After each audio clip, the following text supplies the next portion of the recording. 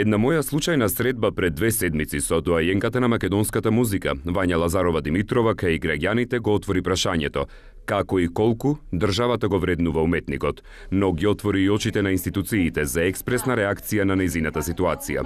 6,5-минутното интервју на телевизијата 24 Вести, кое го преточивме во иницијатива за поддршка, во кое тетка Вања ги потсети сите дека е се уште жива и здрава, ги подигна македонските граѓани на досега нечуени овации за оваа дива.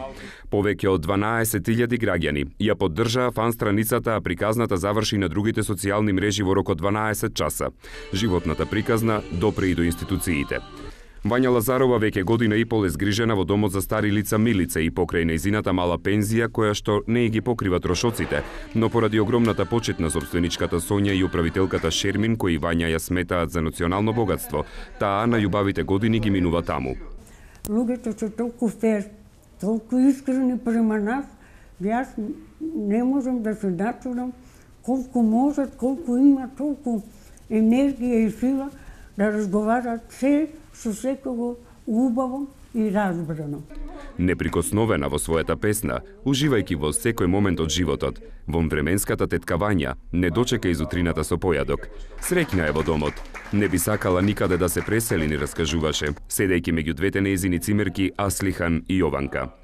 Ова наше видео ја покрена македонската јавност, прашувајќи зошто Вања Лазарова нема национална пензија или не е национален уметник, зарем не заслужила. Ние за оваа иницијатива и кажавме на нашата Вања, а таа емотивно не почести со благодарност. Ке се собереме и ке ги посетиме заедно, бидејќи граѓаните сакаат да ја видат Вања Лазарова.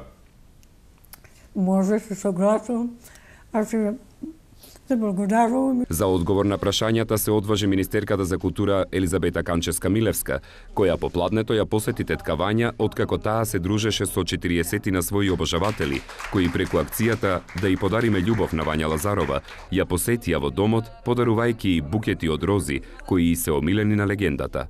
Министерката истакна дека процедурата за добивање национална пензија е отпочната, но прво мора да и се додели државна награда, на што веќе се работи. Тоа е целосно затворено и е доставено до одборот за доделување на 11 октомври за животно дело.